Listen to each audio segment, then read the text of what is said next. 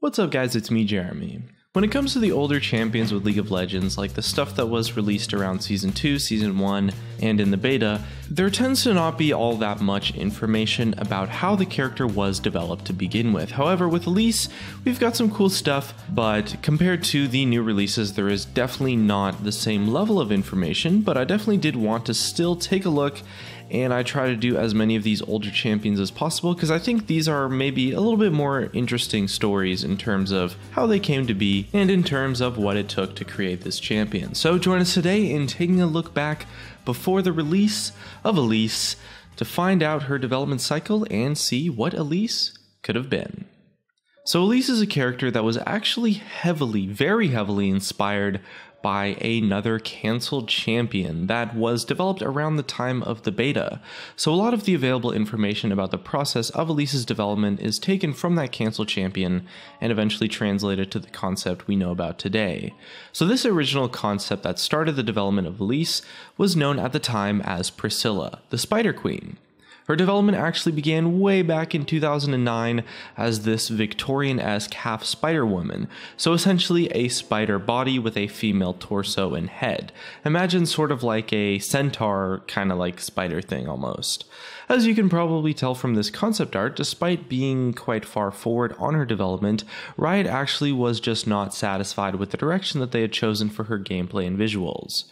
Priscilla's artwork, abilities, and spell icons remained in the game for a really long time actually in terms of the actual game files themselves, so we do know the names of what her original abilities would have been: Camouflage, Corpse Maker, Ensnare, Inject Spiderlings, and Thirst. As you can imagine, it's a gameplay kit that involves mostly staying out of sight before rooting an enemy and killing them in all sorts of spidery ways. Although Riot did end up ditching this concept, they clearly found some parts of the design interesting and didn't want to give up on it entirely. Now, we don't know exactly what happened in the downtime between Priscilla's cancellation and the development of Elise, but in early 2011, a player named Koopa Troopa started a poll on the official League of Legends boards. By this point, the community had learned about the development and subsequent cancellation of Priscilla based on data mining the game files. In response to a Riot Zilius quote about doing what the community wanted, the poll was launched in an effort to demonstrate the player base's interest in seeing the Spider Queen return to her complete development cycle and make it into the game. Over 24,000 players signed the poll, which was a lot at the time, and although it's not known whether Riot had been secretly developing Elise before this point, it's generally accepted that this major poll served as motivation for Riot to explore the qualities that had initially interested them in creating a spider champion. Riot Morello did note that every time they tried to create a similarly themed champion, they ended up falling a little bit short, and once they found an iteration for her design that was good, they went full steam ahead and finally powered through the rest of her development. Now, there were two sources that helped generate this sort of inspiration that resulted in the creation of Elise. The first of which were the qualities that Riot liked about Priscilla and wanted to keep in the new concept for the Spider Queen. She was this elegant but yet evil noblewoman turned spider. The second was actually the work of senior concept artist Paul Kwan, otherwise known as Riot Zeronis. Zeronis took it on himself to revamp Priscilla into a new character, depicting Elise as we know her today. It split Priscilla's shaky design into two completely separate parts: a sleek, more graceful humanoid form and a much more terrifying, intense spider form. Finally, Riot had the missing piece to their Spider Queen character vision, and just in time to start development in order to line up with the release of the Shadow Isles and the Harrowing.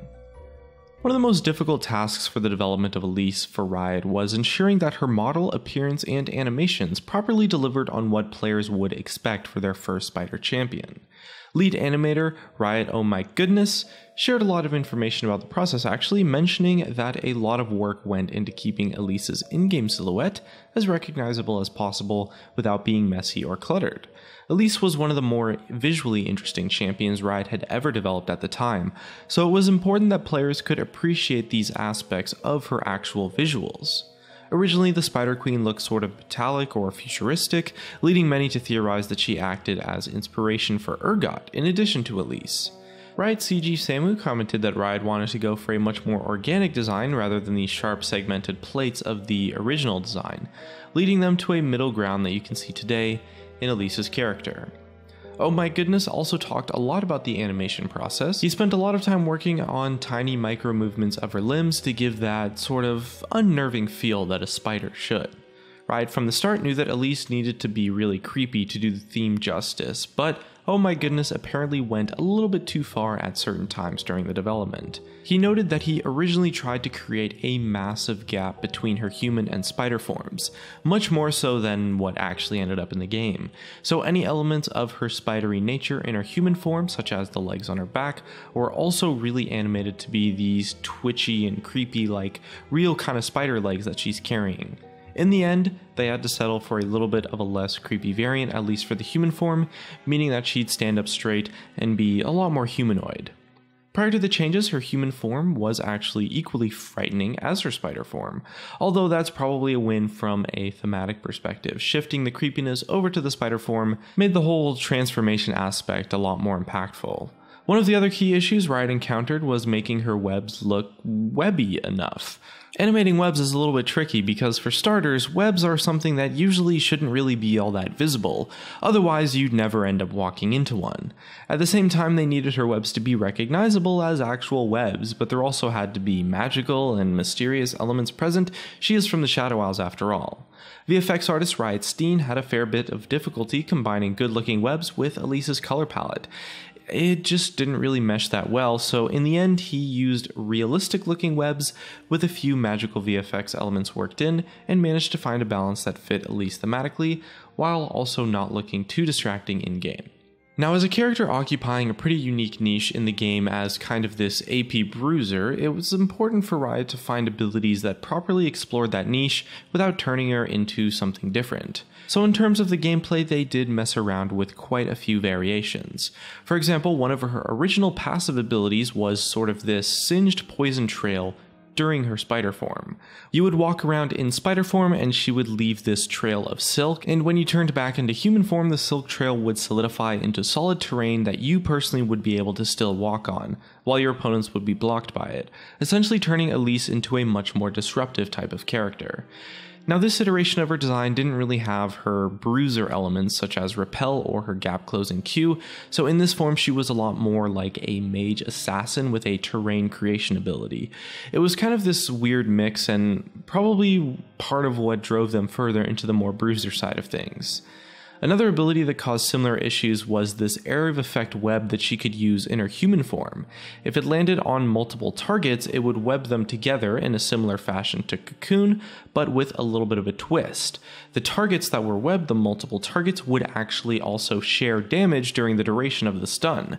Now, this is a kind of ability you might find on a mage or support, but for a bruiser or assassin it really just wasn't that good of a fit, although the invention of repel later on helped move Elise away from the conventional mage playstyle. Now, at one point during her development, she also had a different ability, and in this form they were starting to begin work on early versions of her repel. But during the development, rather than jumping to her targets with repel, she would actually create webs that ensnared all enemies that ran underneath her while she was in the air. Now, this ability was actually apparently only cancelled because there wasn't any time to actually make the ability work properly before Halloween, which was when Elise was scheduled for release, so in the end it just ended up not working out that much. Elise's development cycle, in a sense, is one that actually showcases the problems of the champion design system that Riot had in Season 2. Her overall design actually did suffer quite a lot due to the fact that they had to make this deadline of releasing it before Halloween. And in the end, she actually could have ended up being a completely different champion if they just had a little bit more time to work on her development. We know one ability that was for sure cancelled just because they simply just didn't have enough time to make it work, and this was back in the day when Riot was releasing 2 champions a month, so they had to just stick to that cycle.